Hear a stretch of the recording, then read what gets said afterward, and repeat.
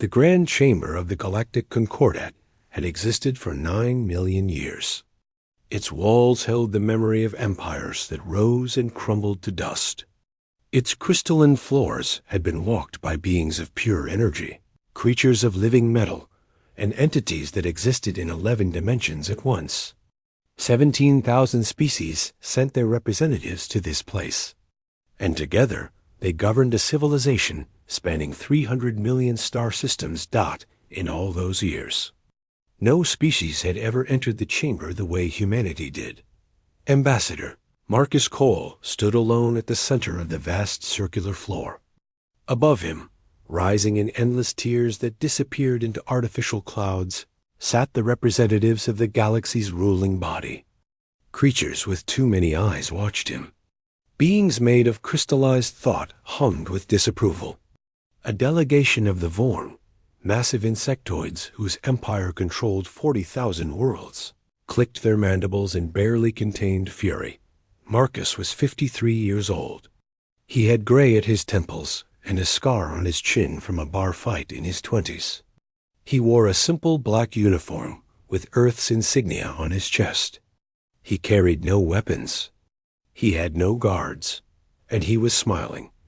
His supreme arbiter loomed above the assembly on a throne carved from a single asteroid. Crix VOR was ancient even by galactic standards, a being whose species had achieved spaceflight when Earth was still a ball of cooling magma. Its body was a mass of writhing tentacles covered in bioluminescent patterns that served as both language and law. Human. Crix VOR's voice echoed through translation implants across the chamber. You stand accused of crimes that demand the extinction of your species. The words sent a ripple through the assembly. Extinction decrees were rare. They required unanimous consent from all 17,000 member species. They had been issued only 4 times in galactic history. Marcus Cole did not stop smiling. The charges are as follows, Crix VOR continued. Unprovoked aggression against the Velthari Dominion, a founding member of this Concordat. Destruction of the Velthari Third Fleet, resulting in the deaths of 9 billion sentient beings. Violation of 17 separate treaties governing the conduct of warfare. Refusal to accept lawful demands of surrender. And finally, the use of tactics so brutal that they have been classified as crimes against sapient life. The Vorn delegation erupted in clicks and hisses. Other species joined them, filling the chamber with an alien cacophony of rage. Crix VOR struck its ceremonial staff against the throne, and silence fell.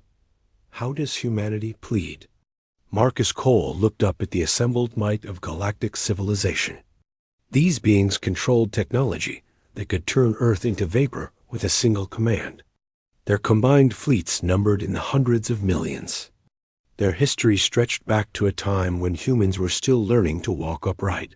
Humanity pleads guilty, Marcus said clearly, to every charge. The chamber exploded. Delegates screamed for immediate execution. Security drones powered their weapons. The Vorn ambassador rose from its seat, mandibles spread wide in threat display. Furthermore, Marcus continued, his voice somehow cutting through the chaos, we would do it again, tomorrow, without hesitation, without regret. Crix VOR struck the staff 7 times before order returned. When the arbiter spoke again, its bioluminescent patterns flickered with something that might have been confusion. You confess to the deaths of 9 billion beings and express no remorse. None. You understand that this confession guarantees the extinction of your species. Marcus Cole's smile finally faded. When he spoke again, his voice carried a weight that silenced the restless delegates more effectively than any ceremonial staff. 18 months ago, a human colony ship called the Wanderer sent a distress signal from the outer territories. 14,000 civilians, families, children, scientists hoping to build a new home among the stars. He paused. Would you like to know what happened to them, Arbiter? Would you like to know what the Velthari did while this council looked the other way? Something shifted in the chamber. The righteous anger began to curdle. "We have evidence," Marcus continued. "Recordings that your own investigators refused to examine. Testimony from survivors.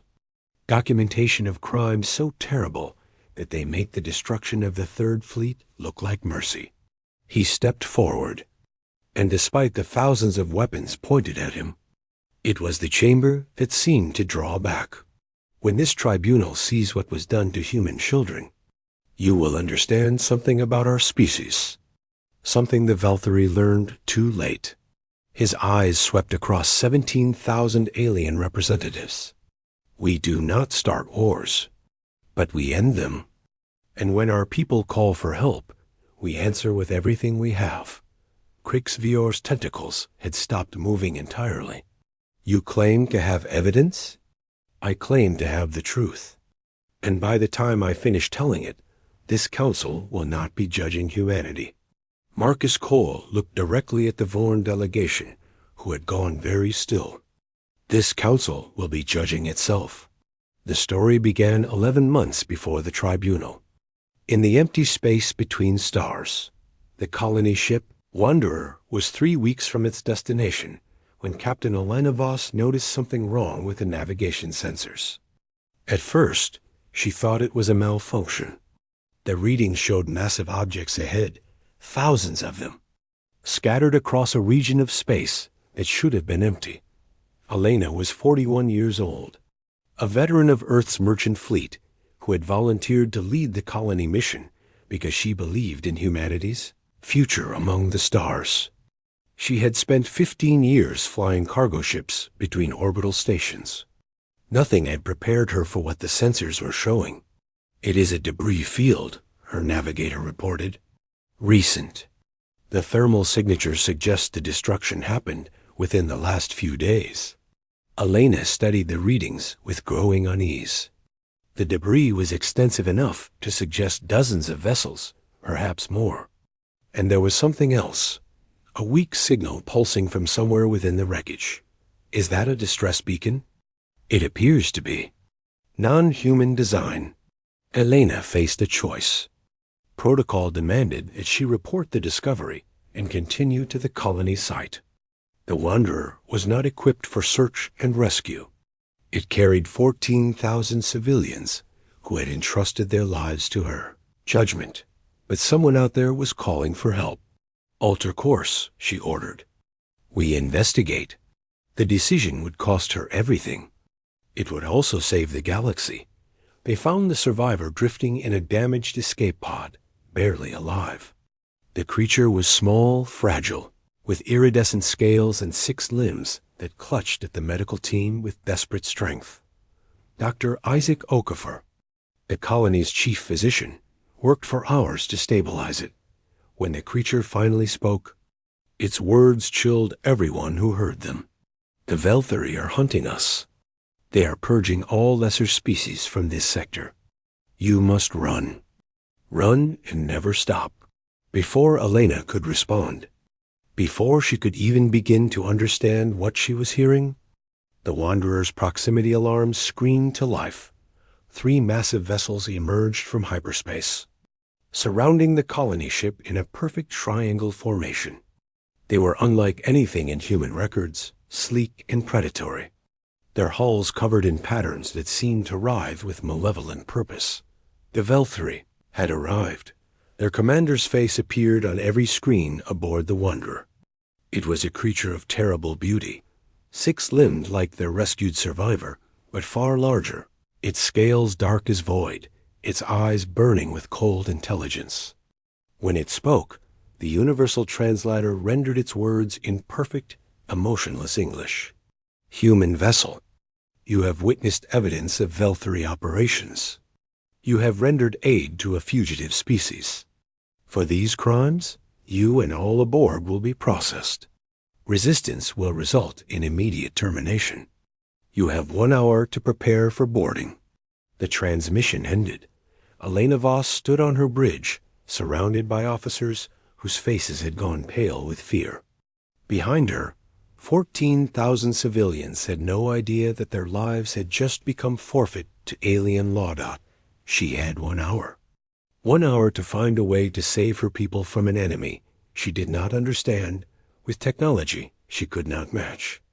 In a universe where humanity had no allies and no hope of rescue. But Elena Voss had something the Velthari could not have anticipated. She had a communications officer named Thomas Reed, who had spent 10 years developing experimental quantum burst technology. And she had the stubborn, desperate courage of a species that had survived ice ages and asteroid impacts and its own worst impulses. "Thomas," she said quietly, "I need you to send a message to Earth, the most important message in human history. Captain, the distance is impossible. Even with quantum burst, it will take weeks to reach anyone who can help." Elena looked at the alien warships surrounding her vessel. She looked at the terrified faces of her crew, and she made the decision that would change everything. "Then we will buy ourselves weeks. Send the SOS. Tell Earth what is happening here. Tell them to come for us." Her voice hardened.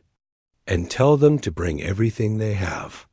The message launched into the void. A desperate cry for help aimed at a distant blue planet. On Earth. No one heard it yet, but they would. And when they did, the galaxy would learn what it truly meant to threaten humanity's children. The Velthari did not wait for the hour to expire. Their boarding ships attached to the Wanderer's hull like parasites, cutting through metal and ceramic with tools that human engineers could not understand. Captain Elena Voss had ordered all civilians to the inner compartments, hoping to buy time. Her security chief, a retired soldier named Gabriel Stone, had organized what defense he could with the limited weapons aboard a colony vessel. It was not enough. It was never going to be enough that the Velthari poured through the breaches like a dark tide. They were faster than humans, stronger, their 6 limbs moving with terrible coordination. Each one carried weapons that fired beams of concentrated energy, cutting down anyone who resisted. Gabriel Stone died in the first 3 minutes. His body, shielding 2 children as their parents, dragged them toward the escape pods that would never launch. Elena was captured on the bridge, forced to her knees by Velthari soldiers who handled her like she was made of paper. The commander who had broadcast the ultimatum entered last, its burning eyes surveying the human crew with something that might have been curiosity. "I am Overseer Korath," it said. "Your vessel and all aboard are now property of the Velthari Dominion. You will be processed according to your utility." Elena looked up at the towering alien. Blood ran down her face from a cut above her eye. Her uniform was torn, but her voice was steady. "We are citizens of the Terran Republic. We demand to speak with representatives of the Galactic Concordat.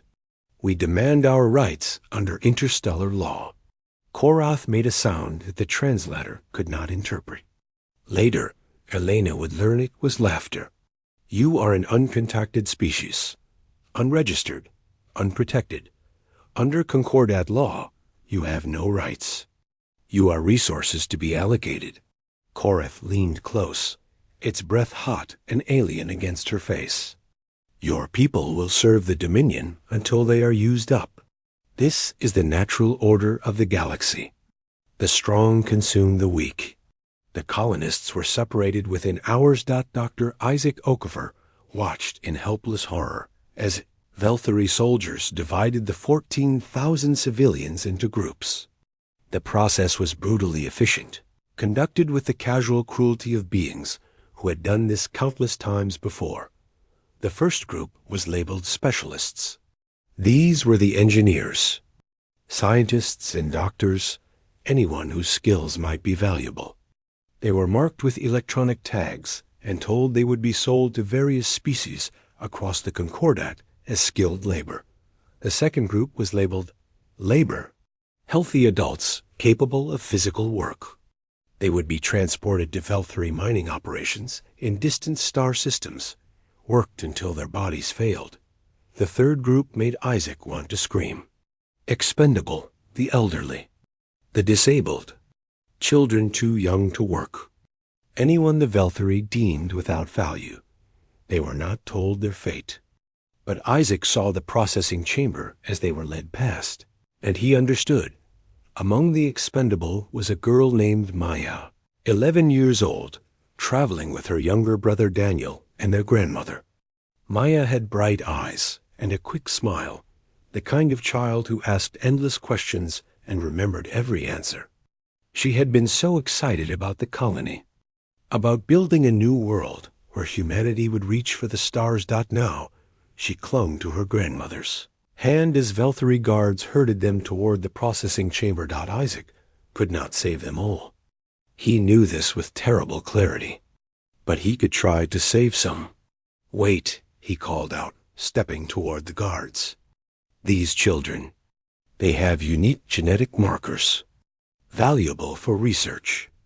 The Dominion would want them studied, not processed." It was a desperate lie. The genetic markers he invented did not exist. But Velthari bureaucracy was vast and slow, and no guard wanted to be responsible for destroying something that might have value. Maya and Daniel were pulled from the line. Their grandmother was not. "Grandma!" Maya screamed, reaching for the old woman as guards dragged her toward the chamber. "Grandma, no, please." Her grandmother looked back one last time. She did not cry. She did not beg. She simply mouthed 3 words that Maya would carry with her forever. "I love you." The chamber doors closed. Isaac gathered the 2 children in his arms as Maya sobbed against his chest. Daniel had stopped speaking entirely. His eyes were empty, focused on something far away that no one else could see. "I am going to get you home," Isaac whispered. "I promise. Someone will come for us." He did not know if he believed it, but it was all he had to offer. Far across the galaxy, the SOS finally reached Earth. Admiral Elena Vasquez was 58 years old. She had commanded Earth's defense fleet for a decade, shepherding humanity's first steps into interstellar space with careful patience. She had always believed that when humanity finally met alien life, it would be a moment of wonder and hope. Instead, she stood in the communications center of Earth's primary orbital station, watching a recording that made her blood run cold. The message was fragmented, corrupted by the vast distance it had traveled. But the essential facts were clear. A colony ship with 14,000 civilians had been attacked by an alien species called the Velthari. The crew had managed to send coordinates before capture. The final image was Captain Elena Voss, bloodied but defiant, mouthing words that the static almost obscured. "Come for us." Vasquez had commanded soldiers in conflicts on 3 continents during Earth's troubled past. She had seen humanity at its worst and its best. She had buried friends and enemies alike, but this was different. This was children being taken by aliens who saw them as resources to be used up. This was her species facing extinction or enslavement at the hands of a power they had never known existed. She assembled her senior staff within the hour. Captain Dmitry Volkov, commander of the flagship Sovereignty, was a quiet man whose tactical brilliance had ended the Pacific conflict without nuclear exchange. Dr. Amara Diallo, head of xenological intelligence, had spent her career preparing for a first contact scenario that no one believed would happen. General Raymond Torres, ground forces commander, had the hard eyes of a man who had seen too much combat and never flinched. "The fleet consists of 41 combat vessels," Vasquez began. "Our intelligence on alien capabilities is essentially 0. We do not know their numbers, their technology, or their tactical doctrine. We do not know if the colonists are still alive." "Admiral," Dr. Diallo interrupted, "we have intercepted additional communications from what appears to be the Galactic Concordat. The Velthari are a major power with a fleet numbering in the tens of thousands. Some estimates suggest hundreds of thousands. We cannot win a conventional war." Vasquez nodded slowly. I am aware, which is why we are not going to fight a conventional war. She brought up a tactical display showing the route to the colony ship's last known position. We leave in 72 hours. Every combat-capable vessel, every marine detachment, every weapon we have. Captain Volkov leaned forward. Admiral, with respect, this is suicide. Even if we reach the colonists, we cannot extract them against that kind of opposition. Perhaps not. Vasquez met his eyes. But we are going anyway. Because if we abandon 14,000 of our people without even trying, we are telling the galaxy that humanity can be victimized without consequence. We are inviting every predator species to view us as prey. She stood, her voice hardening. I will not send that message. Not today. Not ever. She looked at each of her officers in turn. We are going to show the galaxy what happens when you threaten humanity's children. We are going to make the cost so high that no species ever dares to do this again. General Torres spoke for the first time. And if we fail? If Earth is left defenseless? Vasquez's expression did not change. Then Earth dies knowing that it fought for its people. That is worth more than survival through cowardice. The room was silent. Then, one by one, her officers knotted a dot on the captured colony ship, now attached to a massive Veltri processing station. Lieutenant Thomas Reed had not stopped working. He had been classified as a specialist, his technical skills deemed valuable enough to preserve. But the Veltri had made a mistake. They had given him access to communication equipment. For 17 days, Thomas worked in secret. He documented everything.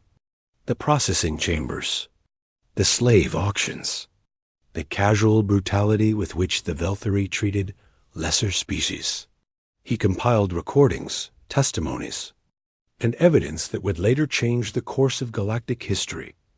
And when he was certain that the data was complete, he broadcast it toward Earth in a compressed burst that the Veltri sensors failed to detect.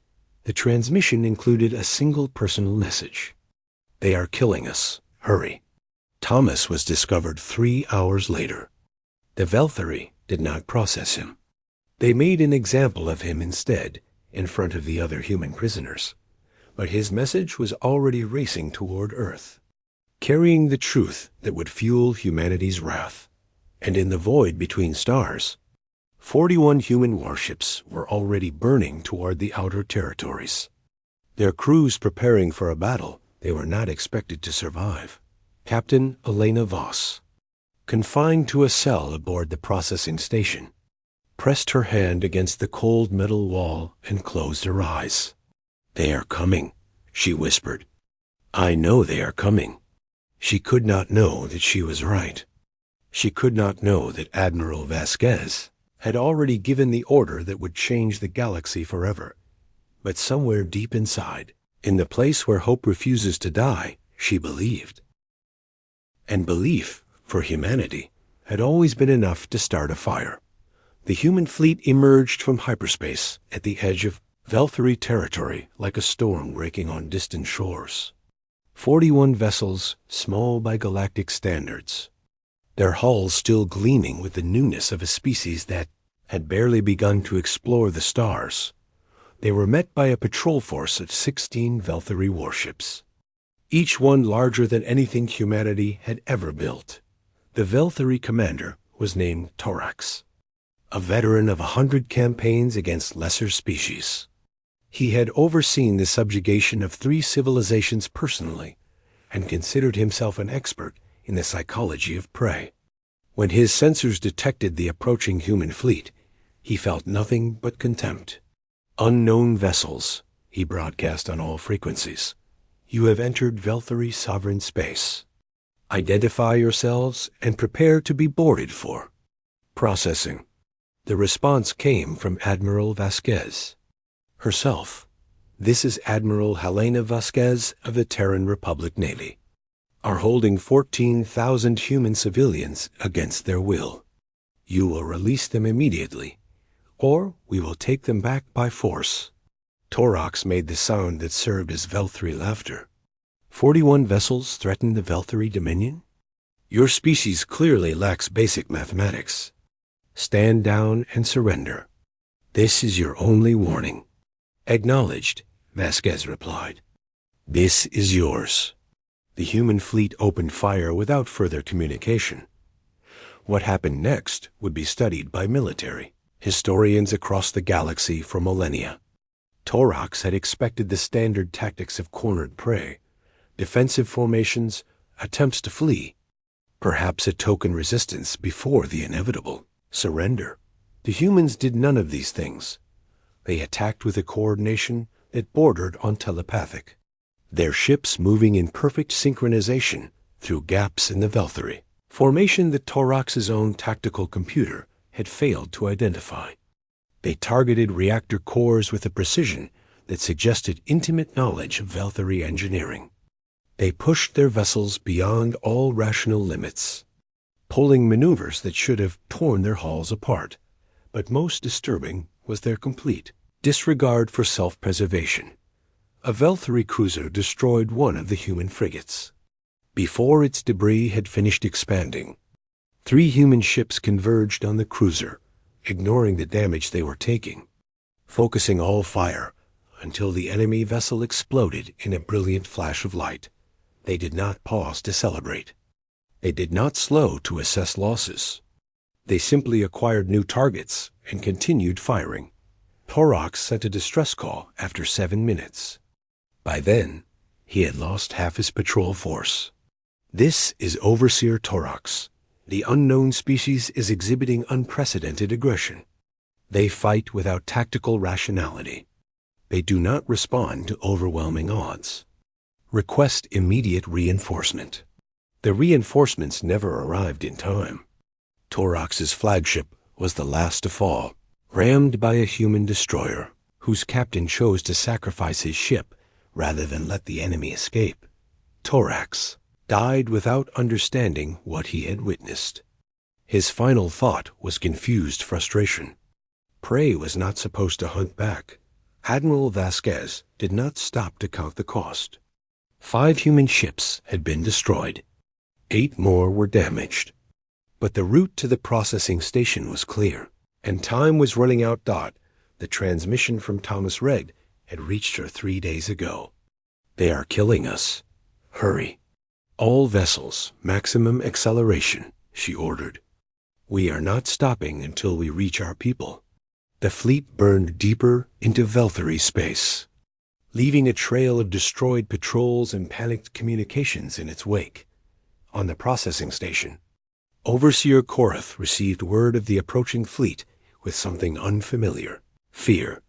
He had spent his career believing that the galaxy was divided into 2 categories: the strong, like the Velthri, who took what they wanted, and the weak, like every other species, who existed only to be consumed. The humans had seemed to be obvious prey. No interstellar presence. No galactic allies. No protection under Concordat law. They should have been processed like all the others. Their population absorbed into the Dominion's labor force. Their world marked for eventual colonization. Instead, they had sent a war fleet across hundreds of light years, cutting through every defense Korath's species could muster, coming for their people with a determination that defied all rational analysis. Korath made a decision that would haunt him for the rest of his short life. If the humans wanted to rescue their civilians, they would find only corpses. Accelerate all processing, he ordered. Full liquidation of human stock. Prioritize the children. They seemed to have particular attachment to their young. The orders went out across the station. In the holding cells, Velthri guards began moving toward the remaining colonists with weapons charged and ready. Dr. Isaac Okafor heard the commotion before he understood what it meant. He had spent weeks doing everything in his power to protect as many colonists as he could, lying about medical conditions, hiding children in maintenance corridors, trading favors with sympathetic workers from other enslaved species. Now, As the sounds of energy weapons began echoing through the station, he knew his time had run out, but he was not done fighting. "Everyone who can move, follow me," he said quietly to the colonists in his section. "We are going to the engineering deck." "That is suicide," someone whispered. "We cannot fight them." Isaac looked at the speaker, a young man named Peter, who had watched his parents be processed 3 days ago. "We are not going to fight them. We are going to break things until help arrives." They moved through service corridors that Isaac had memorized during his weeks of subtle rebellion. 37 colonists, including Maya and her silent brother Daniel, followed him into the bowels of the station. The Velthari had made another mistake. They had classified Isaac as a non-threat, a healer rather than a warrior. They did not know that he had spent 2 years in his youth working on orbital construction platforms. They did not know that he understood how space stations were built, and more importantly, how they could be destroyed. The engineering deck was guarded by 4 Velthari soldiers. Isaac had no weapons, no combat training, no hope of defeating them in a fair fight. So he did not fight fair. He had been hoarding cleaning chemicals for weeks, combining them into compounds that the Velthari did not recognize as dangerous. When the guards saw the group of ragged colonists approaching, they raised their weapons but did not fire immediately. These were property after all, valuable until proven otherwise. That hesitation cost them everything. Isaac threw the improvised chemical bomb at their feet. The resulting cloud of gas was not lethal to humans, but Velthari respiratory systems were different. The guards collapsed, choking, their weapons falling from spasming limbs. The colonists rushed past them into the engineering deck. "Start breaking everything," Isaac ordered. "Rip out cables. Smash control panels. Whatever you can reach. Make this station useless." They had 15 minutes before Velthari reinforcements arrived.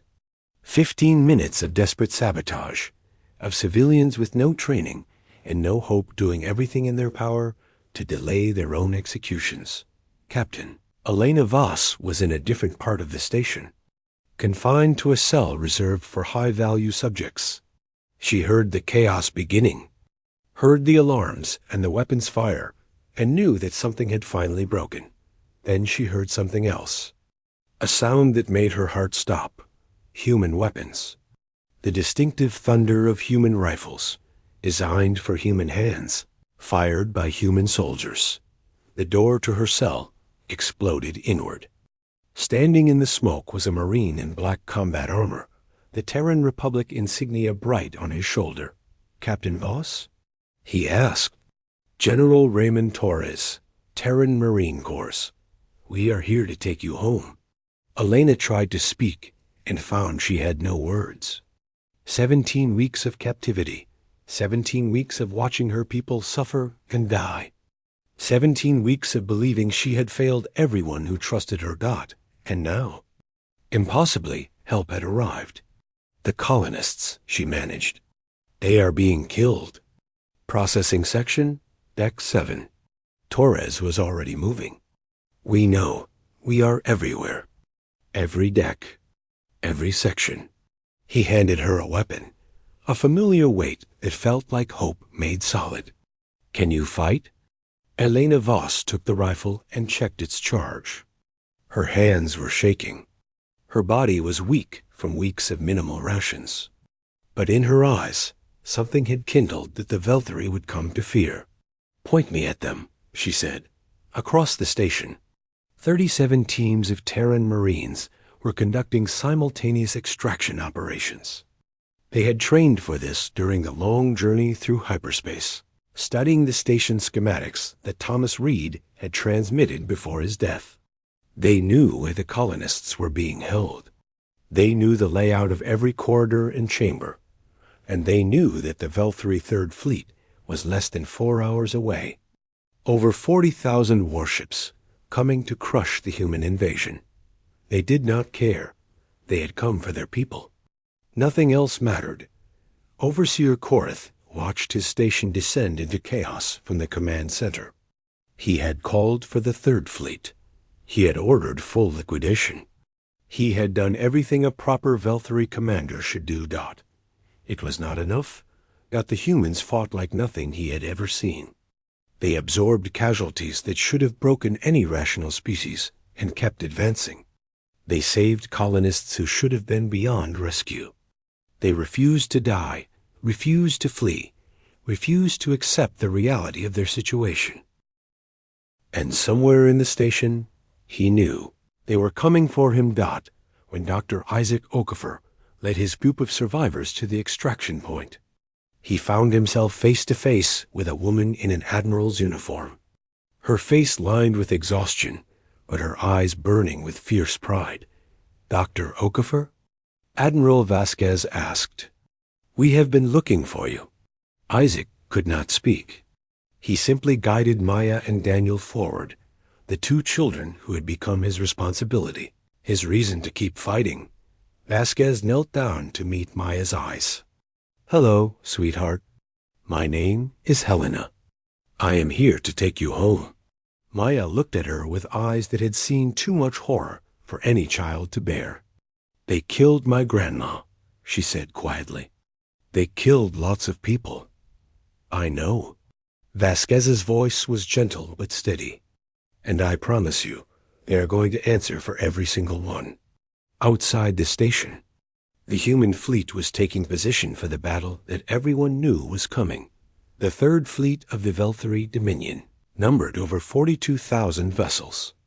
Against them, humanity had 36 ships remaining, most of them damaged from the running battles through Velthary space. By every calculation, by every metric of galactic warfare, the humans should have surrendered. They should have taken what survivors they could and fled. They should have accepted that some battles could not be won. Instead, Admiral Vasquez opened a channel to her fleet and spoke 7 words that would echo through history. They wanted a war. Let us give them one. The Third Fleet of the Velthary Dominion emerged from hyperspace like a wall of darkness blotting out the stars. 42,000 vessels, ranging from escort frigates to massive dreadnoughts whose weapons could crack planets. They formed a sphere around the processing station, a cage of steel and fire meant to ensure that nothing human would ever leave this place alive. Fleet, Admiral Zorath commanded from the bridge of his flagship, the Eternal Dominion. He had received reports of the human incursion with mild irritation, viewing it as a minor pest control problem that had somehow been mishandled by incompetent subordinates. Now, looking at the sensor readings showing 36 damaged human vessels against his 42,000, he felt only contempt. "Unknown Fleet Commander," he broadcast. "You are surrounded. Your situation is hopeless. Surrender your vessels and personnel for processing, and your deaths will be quick. Resist, and we will ensure your species suffers for generations." The response came from Admiral Vasquez, her voice calm and clear. "We have a counteroffer. Withdraw your fleet and return all human civilians you have taken. Every single one from every world you have raided. Do this, and we will allow you to live." Zorath made the Velthary sound of laughter. It echoed across every frequency, a mockery of the tiny fleet that dared to threaten an empire. "You amuse me, human. I will keep you alive longest, so you can watch your species die." "You were warned," Vasquez replied, and the human fleet opened fire. What followed would be remembered as the burning of the Third Fleet, the most devastating single engagement in galactic history. The Velthary expected the humans to fight defensively, to cluster around the station and make a final stand while waiting for death. Instead, the human fleet surged forward into the heart of the Velthary formation, weapons blazing in every direction. Captain Dmitry Volkov commanded the sovereignty at the center of the human assault. His ship absorbed hit after hit, its hull glowing with the heat of enemy weapons, its systems failing one by one. It did not slow down. "Target their command vessels," he ordered. break their coordination. The Sovereignty plunged through the Velthri line like a knife through flesh, its guns finding the gaps in enemy shields with inhuman precision. When a Velthri dreadnought moved to intercept, Volkov executed a maneuver that by rights should have torn his ship apart, spinning the Sovereignty on its axis while maintaining full weapons fire, striking the dreadnought's reactor core with a concentrated barrage that turned the massive vessel into an expanding sphere of flame. Across the battlefield, human ships fought with the same desperate brilliance. They covered each other's retreats. They sacrificed themselves to protect wounded comrades. They targeted enemy vessels that threatened the station where the colonists were still being evacuated, and they refused to stop. The Velthri had fought dozens of species across millions of years. They had developed tactics for every kind of enemy: aggressive species, defensive species, species that relied on numbers, species that relied on technology. They had never encountered a species that simply did not care about survival. A human destroyer, its engines failing and its weapons nearly depleted, accelerated directly into a Velthri carrier 5 times its size. The collision destroyed both vessels, and in the confusion, 3 more human ships broke through the gap in the enemy formation. A human cruiser, cut off from the main fleet and surrounded by a dozen enemy vessels, broadcast its final message: "Tell Earth we did not run." Then it overloaded its reactor, taking 6 Velthri ships with it in a blinding flash of light. Fleet Admiral Zorath watched his tactical display with growing horror. His fleet was being torn apart, not by superior technology or overwhelming numbers, but by an enemy that treated death as an acceptable cost of victory. What are they? He demanded of his tactical officer. What species fights like this? His officer had no answer. On the processing station, General Torres led the final extraction operation. Most of the colonists had already been transferred to the human ships, but small groups remained scattered throughout the station, hidden or trapped by Velthri patrols. Torres moved through the corridors with a squad of Marines, guided by the station schematics they had memorized. Every Velthri they encountered was neutralized with brutal efficiency. They had no time for prisoners. They had no mercy to spare Dot in a holding cell on Deck 12. They found a group of children, 23 of them, huddled together in the darkness. The youngest was 4 years old. The oldest was 15. The 15-year-old, a boy named Oliver, looked up at the human soldiers with eyes that had stopped hoping. "Are you real?" he asked. Torres knelt beside him. "We are real, and we are taking you home. They said no one would come for us. They said humans were too weak, too primitive." Oliver's voice cracked. "They laughed at us." Torres looked at the children, at the evidence of weeks of terror written on their faces. Then he spoke words that would be repeated in human schools for centuries to come. They were wrong. Humanity will always come for its children. Always, no matter how far, no matter what stands in the way. He helped Oliver to his feet. "Now let us show them what happens when you hurt our family." The extraction was nearly complete when the station shuddered with a massive impact. Velthri reinforcements had finally breached the human perimeter, their ships crashing through the defensive line to assault the station directly. Admiral Vasquez made a decision. The Sovereignty and 4 other ships would remain to hold the line while the rest of the fleet escaped with the survivors. It was a death sentence, and everyone knew it. Captain Volkov did not hesitate. "It has been an honor, Admiral. Make sure the galaxy remembers what we did here." "They will remember," Vasquez promised. "They will never forget." The Sovereignty and its escorts turned to face the oncoming Velthri assault. Behind them, the transport ships carrying the colonists engaged their hyperspace drives and vanished into the void. What happened next should have been a slaughter. 5 damaged human ships against thousands of fresh Velthri warships. The outcome should have been certain. But Captain Volkov had one final surprise.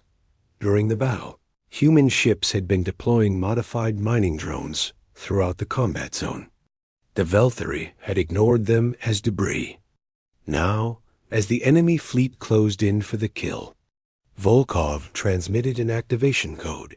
The drones detonated simultaneously, each one releasing a burst of electromagnetic radiation specifically tuned to disrupt Velthari shield harmonics. Across the enemy fleet, defensive screens flickered and failed. The 5 human ships opened fire in the next 4 minutes. They destroyed over 800 Velthari vessels. When the enemy finally adapted and restored their shields, when the overwhelming numbers finally began to tell, the human ships did not surrender. They accelerated into the heart of the Velthari formation, reactors building toward overload, weapons firing until the last possible moment. The final explosion was visible from halfway across the star system. Fleet Admiral Zorath survived the battle, though most of his fleet did not. Of the 42,000 ships that had arrived to crush the human incursion, fewer than 3,000 remained combat capable. The rest were destroyed, disabled, or so badly damaged that they would never fly again. 36 human ships had done this. 36 ships crewed by beings at the Velthari had dismissed as primitive and weak. Zorath sat on his damaged bridge, surrounded by the wreckage of his fleet, and tried to understand what he had witnessed. How? He asked the empty air. How is this possible? His tactical officer, one of the few survivors, spoke quietly. They did not fight for territory, Admiral. They did not fight for resources or power. They fought for their people. Every single one of them was willing to die for strangers they had never met. That is madness. Perhaps. The officer looked at the debris field where the sovereignty had made its final stand. But it is the kind of madness that wins wars. In hyperspace, racing toward Earth, Admiral Vasquez sat alone in her quarters. The fleet had been reduced to 21 ships, many of them barely functional. Over 4,000 human soldiers and sailors were dead, but they had rescued 6,847 colonists. They had brought the children home. She allowed herself to cry, just for a moment. Then she wiped her eyes and began planning for what came next, because she knew the galaxy would respond. The Velthari would demand retribution. The Galactic Concordat would hold its tribunal. Humanity would be called to account for what it had done. And when that day came, she would make them understand. Humanity had not attacked the Velthari out of aggression or conquest. They had answered a call for help, as any species with honor would do. The 9 billion deaths were not murder. They were the consequences of threatening humanity's children. The galaxy needed to learn this lesson. And if they refused to learn it peacefully, humanity would teach it in fire. On the transport ship carrying the surviving colonists, Maya sat by a window and watched the stars blur past. Her brother Daniel was asleep in her lap, finally peaceful for the first time in months. Dr. Isaac Okafor sat beside her, his injuries bandaged, his eyes tired but alive. "Are we really going home?" Maya asked. "Yes, sweetheart. We are really going home." She was quiet for a long moment. "Then, will they come after us again? The monsters?" Isaac looked at the stars and thought about what he had witnessed. The impossible bravery of the soldiers, the sacrifice of Captain Volkov, the burning wreckage of the Third Fleet, destroyed by a species that refused to abandon its own. "They might try," he said finally, "but I do not think they will succeed. I think the galaxy just learned something very important about humanity." "What did they learn?" Isaac smiled, the first real smile he had allowed himself in months. "They learned that we protect each other, no matter what. And anyone who threatens that will pay a price they cannot imagine." Maya nodded slowly. She did not fully understand, but she would. Someday she would tell the story to her own children. The story of how humanity faced the darkness and refused to look away. The story of how the SOS was answered. Grand Chamber of the Galactic Concordat had never been so silent. Ambassador Marcus Cole had spoken for 3 days. He had presented evidence that made even the most hardened delegates look away in disgust. Recordings of the processing chambers, testimony from survivors, documentation of Velthary operations against dozens of species across centuries. He had shown them Maya's recording, the moment when her grandmother was taken away. The sound of a child screaming for someone she would never see again echoed through the chamber, and not a single delegate could meet the ambassador's eyes. Now Marcus stood at the center of the floor, surrounded by the leaders of the galaxy, and waited for their judgment. Supreme Arbiter Krixvor's bioluminescent patterns flickered with colors no human could name. The ancient being had presided over thousands of tribunals, but never one like this. Never one that challenged the fundamental assumptions of Concordat law. The evidence you have presented is disturbing, Krixvor said finally, but the destruction of the Third Fleet remains unprecedented. 9 billion deaths cannot be dismissed. Marcus nodded slowly. I understand. Allow me to offer a different perspective. He gestured, and the chamber's displays lit up with new information. In the 7 months since the battle, the Terran Republic has conducted 18 additional operations in Velthary space. We have liberated 12 processing stations. We have freed over 2 million beings from 47 different species. Species that the Concordat had recorded as extinct. Murmurs rippled through the assembly. We found children from species that your records claimed were destroyed centuries ago. We found survivors of civilizations that the Velthary erased from history. We found the truth that this council chose not to see. Marcus let the words hang in the air. The Velthary Third Fleet was not destroyed because humanity is aggressive. It was destroyed because we refused to abandon our people. Any species with honor would do the same. He turned to face the Vorn delegation directly. Would you not fight for your children?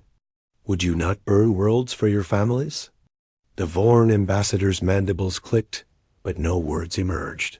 Humanity does not seek war, Marcus continued. We did not ask for this conflict.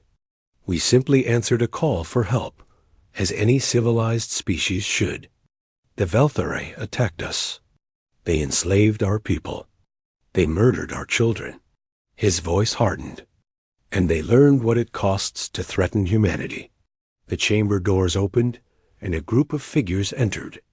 Admiral Helena Vasquez walked at their head, still bearing the scars of the campaign.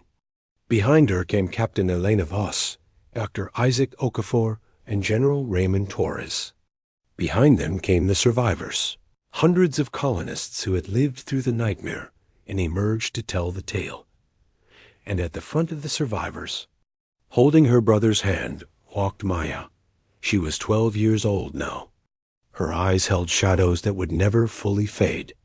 But her chin was raised, and when she looked at the assembled representatives of the galaxy, she did not flinch. This is the face of what the Velthary did, Marcus said quietly. This is what we fought for.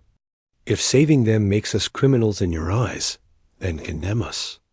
But know that we will accept no judgment that does not also hold the Velthary accountable for their crimes. Krixvor studied the survivors for a moment. Its patterns shifted through colors of contemplation, of confusion, of something that might have been shame. The tribunal requires time to deliberate, it announced. All parties will await our judgment. The deliberation lasted 6 hours. When Krixvor returned, the entire chamber held its breath. This tribunal has reached its conclusions, the arbiter announced. On the charges of unprovoked aggression against the Velthary Dominion, the evidence presented demonstrates that the Velthary initiated hostilities against an uncontacted species without legitimate cause. Humanity's response falls within the bounds of lawful self-defense. Not guilty. Silence. Then, from somewhere in the back of the chamber, a sound that might have been applause. On the charges of destroying the Velthary Third Fleet, the fleet was engaged in active combat operations against human vessels attempting to rescue enslaved civilians. The use of force was proportional to the threat. Not guilty. More sounds now, spreading through the assembly. Delegates from smaller species, from the weak and the forgotten, began to rise from their seats. On the matter of Velthary actions against humanity and other species, the evidence presented demonstrates systematic violations of 17 Concordat laws governing the treatment of sapient beings. The Velthary Dominion is hereby placed under full investigation. All Velthary military operations are suspended pending review.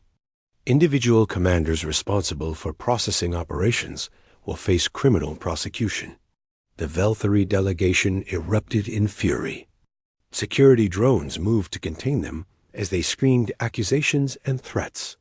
Crix VOR ignored them entirely. Finally, on the matter of humanity's status within the Galactic Concordat, the Arbiter's patterns settled into the formal colors of proclamation. The Terran Republic has demonstrated capabilities and values that qualify it for recognition under Concordat law. Provisional membership is hereby granted, with full rights and protections accorded to recognized civilizations. Marcus Cole allowed himself a single slow breath. It was not complete acceptance. Provisional status carried limitations and obligations. But it was recognition. It was protection. It was a seat at the table where the galaxy's future would be decided. The survivors erupted in cheers. Admiral Vasquez embraced Captain Voss. Dr. Okafor lifted Maya onto his shoulders so she could see above the crowd, but Crix VOR was not finished. One final matter, the Arbiter said, and the chamber fell silent again. This tribunal has observed humanity's actions since the initial incident. Your species has not merely defended itself. It has actively sought out the weak and the victimized. It has freed those who had no hope of rescue. It has challenged the assumption that the strong may prey upon the helpless without consequence. The ancient beings, tentacles moved in patterns that the translator identified as respect. This is not the behavior of a primitive species. This is the behavior of civilizers. We have become complacent in our age. We have forgotten that law without justice is merely tyranny with better gawk. Humantation. Humanity has reminded us of something we should never have forgotten. Crix VOR looked directly at Marcus Cole. The Concordat thanks you. And we warn the galaxy. Do not make the mistake the Velthary made. Do not threaten humanity's children. The cost is higher than any species can afford to pay. The tribunal ended. The Velthary were led away for processing of their own kind, the legal variety that would see their empire dismantled over the coming years. The other delegates dispersed, carrying stories that would reshape galactic politics for generations. But humanity stayed. They stayed to speak with the representatives of smaller species who approached them with cautious hope. They stayed to coordinate with liberation efforts for the remaining processing stations. They stayed because they had made a promise, and humanity kept its promises. 1 year later, Earth had changed. The knowledge that the galaxy was vast and dangerous had transformed human society in ways both subtle and profound. The military had expanded.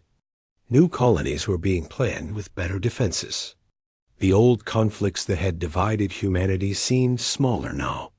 Petty squabbles in the face of a universe that had tried to consume them. But the most important change was invisible. Humanity had discovered something about itself in the darkness between stars. They had learned that their instinct to protect each other, to answer calls for help, to refuse to abandon the weak was not weakness. It was their greatest strength. In a memorial ceremony on Earth, Maya stood before a wall bearing 7,195 names, the colonists who had not survived.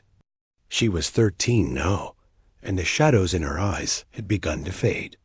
Daniel stood beside her, speaking again after months of therapy and love.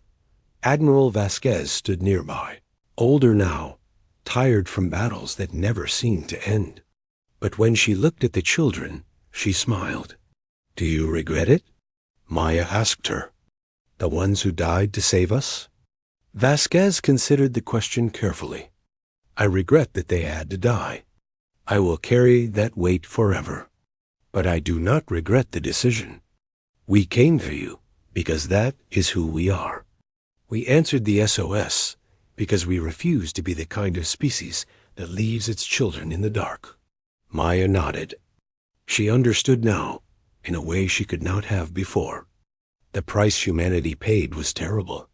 But the alternative, abandoning their own, becoming the kind of people who looked away from suffering, that price was worse. "What happens now?" Daniel asked, his first full sentence in the presence of strangers in almost a year. Vasquez looked up at the stars, visible even in the afternoon sky through Earth's orbital mirrors. "Now we keep our promise. There are other species out there who have no one to come for them, no one to answer their calls for help, no one to burn fleets and shake thrones to set them free." She put a hand on each child's shoulder. "Until today. Because now they have us." Somewhere in the vast darkness of space, a distress signal pulsed from a dying world. An unknown species, facing extinction at the hands of a predator race, broadcast their final hope into the void. They did not know if anyone was listening, but someone was dotted a Terran Republic listening post on the edge of explored space. A communications officer looked at her screen with growing alarm. She reached for her communicator. "Get me Fleet Command. We have an incoming SOS." On Earth, Admiral Vasquez received the transmission in her office. She studied the coordinates, the fragmentary data about the species in distress, the analysis of the threat they faced. Then she began issuing orders. Humanity had learned, something that the galaxy was only beginning to understand. In a universe of predators and prey, of strong and weak, of those who take and those who are taken, there was another path. A harder path, paid for in blood and sacrifice. The path of those who answer. The fleet launched from Earth's orbit. 30 ships racing toward the unknown, toward another battle that might cost them everything. And as they vanished into hyperspace, a message broadcast across the galaxy on all frequencies. To all species in distress. To all beings facing annihilation. To all those who have lost hope.